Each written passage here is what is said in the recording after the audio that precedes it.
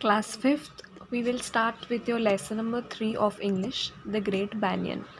Banyan मैं आपको बताऊँ कि उसका पेड़ होता है बरगद का, जिसे हम सब देखते हैं, पूजा की जाती है जिसकी। दो क्वेश्चंस हैं यहाँ पर। Name some trees that you find around you. तो आपको कुछ पेड़ बताना है जो आपके आसपास मिलते हैं। कॉमनली देखें तो बहुत सारे पेड़ हमें दिख जाते हैं। And which one do you like the most, यानी सबसे ज़्यादा कौन सा पेड़ आपको पसंद है। चैप्टर में हम आगे बढ़ते हैं। Just as old men are the most gentle, so are the big trees the most friendly. यानी जैसे कि सबसे ज़्यादा बूढ़े लोग जो होते हैं वो सबसे अच्छे से बात करते हैं, वैसे ही जो सबसे बड़े पेड़ होते हैं वो सबसे फ्रेंडली होते हैं। The banyan is possibly the biggest and फ्रेंडलीस्ट of all our trees. यानी देखा जाए तो बैनियन ट्री जो होता है, यानी बरगद का पेड़ जो होता है, वो पॉसिबली सबसे बड़ा और सबसे ज़्यादा फ्रेंडलीएस्ट, यानी ऐसा जिससे आप दोस्ती कर सको, ऐसा पेड़ होता है। We do not see many banyan trees in the cities nowadays. यानी अब आजकल तो हमें बैनियन ट्री ज़्यादा शहरों में दिखाई नहीं देते हैं। These trees require plenty of space to spread themselves out. यानी इनको बहुत ज़्यादा जगह लगती है आप फैलने के लिए, क्योंकि ये बहुत ज़्यादा फैलते हैं। But in our overcrowded cities where there is barely enough space for people living, it is too hard to find a full grown banyan tree. यानी कि जो हमारी ओवर क्राउडेड सिटीज़ हैं, ओवर क्राउडेड सिटीज़ मतलब भीड़ से भरी हुई, क्राउडेड मतलब भीड़, क्राउड मतलब भीड़, और ओवर क्राउडेड मतलब ज़्यादा भीड़। तो जो हमारी ओवर क्राउडेड सिटीज़ है जहाँ पर लोगों के रहने के लिए जगह नहीं है, वहाँ पेड़ को तो बहुत मुश्किल है देखना या उगना। After all a full grown banyan tree takes up as much space as 3 storeyed building. यानी एक पूरा उगा हुआ बरगद का पेड़ जो होता है वो 3 मंजिल बिल्डिंग के बराबर हो जाता है। Of course, spacious parks have banyan trees and every village has at least one.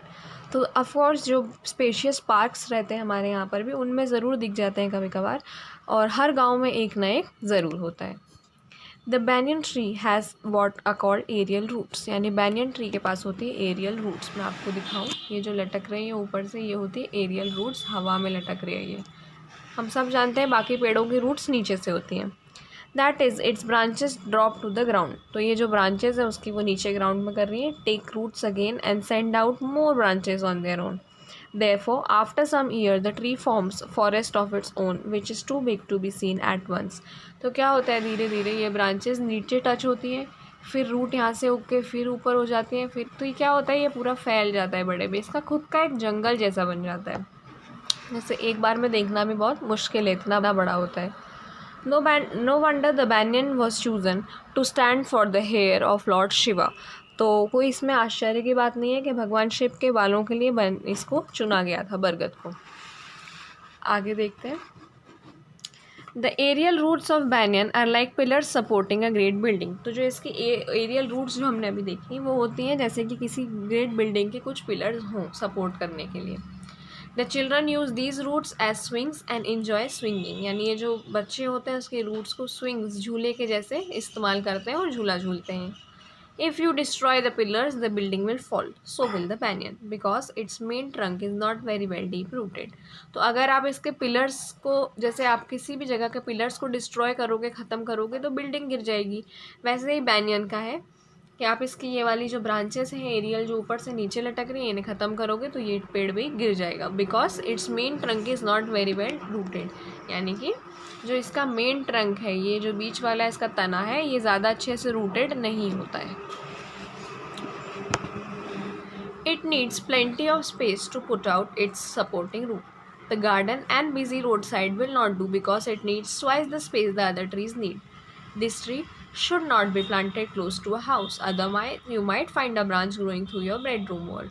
तो इसको इतनी ज़्यादा स्पेस लगती है तो गार्डन और बिजी रोड जो रहती है वहाँ पर तो ये उग ही नहीं सकता है, क्योंकि हर पेड़ से ज़्यादा दुगनी स्पेस लेता है। और इस पेड़ को हमें अपने घर के आसपास या घर के जस्ट साइड में नहीं लगाना चाहिए, क्योंकि हो सकता है कि आपके बेडरूम में से इसकी ब्रांच निकल आए। It is always cool, dark and shady beneath the banyan tree. यानी जब भी आप बरगद के पेड़ के नीचे बैठोगे हमेशा छाया रहती है, अंधेरा रहता है और बहुत ठंडक रहती है।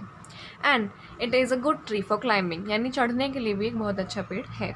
You can climb its branches without much difficulty. यानी ज़्यादा मुश्किल नहीं होती है। And there is no danger of falling off, और गिरने का भी कोई डर नहीं होता है।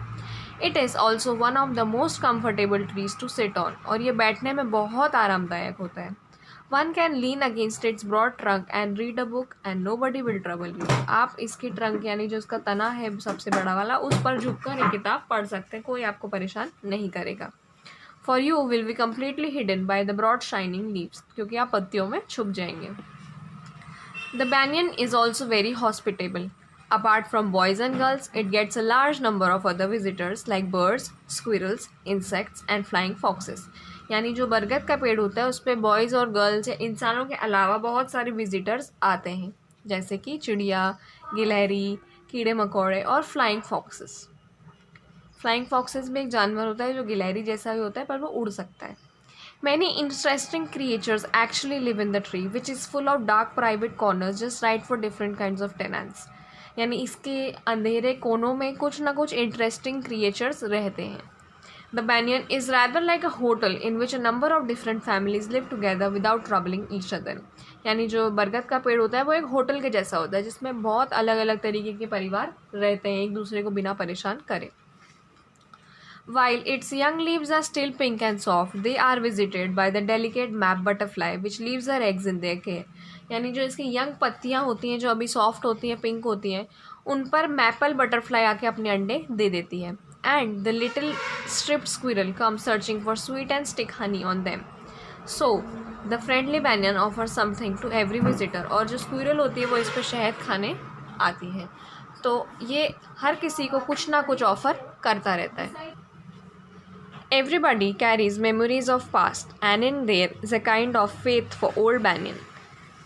In fact, it is these imprints in the minds of people that make banyan immortal. यानी सब जो है अपनी कुछ ना कुछ यादें लिए रहते हैं बरगद के पेड़ से।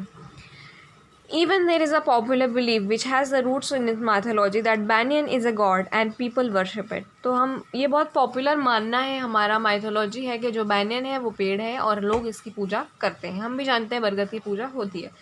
That's why banyan has always been regarded as a sacred and surviving member of society, not just a tree. यानी सिर्फ एक पेड़ नहीं है ये हमारे लिए एक पूजा का वो है कि हम इसे भगवान मानते हैं और इसकी पूजा करी जाती है।